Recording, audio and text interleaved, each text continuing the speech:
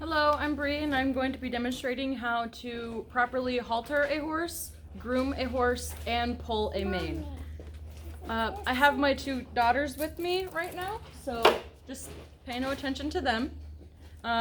So first you're going to want to grab the halter. Right now this is Dino and he is currently haltered and held on by a cross tie. However, we're going to be using this. I'm using a friend's halter to demonstrate. You can clip the lead rope on the bottom ring just to make it easier and to kind of eliminate one step. So you're going to want to come over to the side of the horse, and then, when it's unlocked, the bottom hole is just going to go over his nose, and then you're going to want to put the strap over his head just like that. And then just put it on and put the buckle together. And then your horse is haltered up and properly. This halter is a little big. You'll want to make sure that the halter fits the horse a little bit better. Again, I'm just demonstrating with an oversized halter because he's already haltered and on a cross tie. So we're going to take this one off, just so he can have his halter on the cross tie, and we'll set that down for right now. Next, when it comes to grooming, there's going to be 3 main brushes. First is going to be a curry comb. I like these jelly ones. I'll show you it. It's got these little knobs on one side, and then it's got a softer curry side for his face. When you go to curry him, you're going to want to make sure that you do small circles and you brush against the direction of his fur. This is just going to bring all of the dirt that is trapped inside of his fur up to the surface.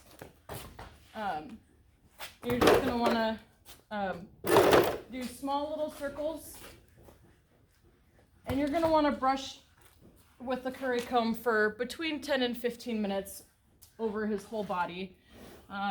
Make sure that if there's dirt caked on, you pay a little bit extra attention to those spots, just so that way, if you go to put tack on or a blanket on or boots on or anything, it's more comfortable for the horse. After you use the curry comb, the second brush that you're going to use is a hard brush. I have this one. The bristles are really thick. It's a little dusty and dirty, sorry. The bristles are really thick, and then you're going to brush towards the direction of his fur, and this is going to brush all of that dirt that you just pulled up. It's going to brush all of that off. So again, you're going to want to make sure you brush the whole portion of his body with this hard brush. And I'm not going to brush his whole body right now because I tend to brush him for way too long. I spend about 20 minutes with the curry comb, and so I usually spend 30 to 45 minutes brushing him total. The next brush after the hard brush is going to be the soft brush. The bristles are very soft and smooth. You can kind of see it. And you're just going to repeat what you did with the hard brush. This is going to make his fur nice and silky and soft, and it's just going to get any extra hair that was left at the surface off. And again, you want to make sure that there's no dirt, because if you go to put tack or boots on or anything on his body, if there's dirt that's on the top, it could irritate his skin. Those are the 3 main brushes that you use. Some people will use different types of brushes. I like those. And then the last part of grooming is you're going to be picking his feet. So the way you properly pick his feet is you want to stand towards the horse for the front and take your hand and go down towards his cannon bone, towards his hoof. Pick it up. Can you see me? Yeah, just like this. And take the sharp pointy part of the hoof pick and just pick all of the dirt and stuff that's in his hooves out.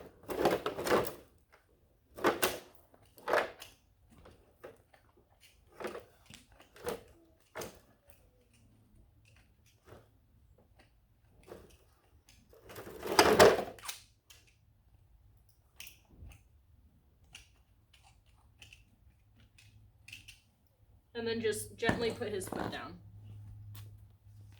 Good boy. Depending on where you live, you may not have to pick his feet as thoroughly. If you have dry climates where it's just dirt, then their hooves might not get as dirty, or if they have pads on. But you always want to make sure you check the feet just to make sure there's no rocks or anything in the sole of his feet. So then when it comes to pulling his mane, I just got these tools today, so they still have the stickers on them. It's easier if you do it with a mane pulling tool. This is just a mane comb. I couldn't find a mane pull, so I'm just going to use the comb. So let's see. You see me very well. I'm going to move it right here. Perfect. You're just going to want to grab one section of his hair, and you're going to want to brush it up, and then wrap it around and pull it out, just like that. And then repeat that as you go down. Helps if you brush his mane out, which I of course didn't do.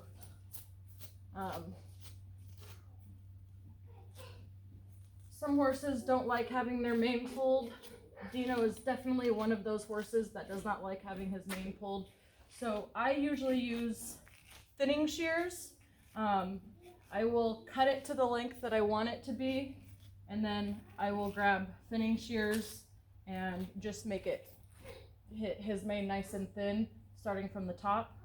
But again, just go grab another little section of hair, brush it up, twist it, and pull. And it's really simple. And that will shorten it as well as thin the mane out really nice.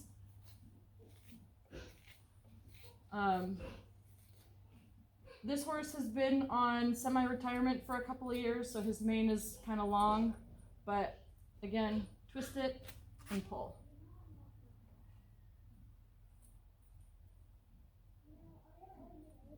Twist it and pull. And pull. And then you can just brush it out.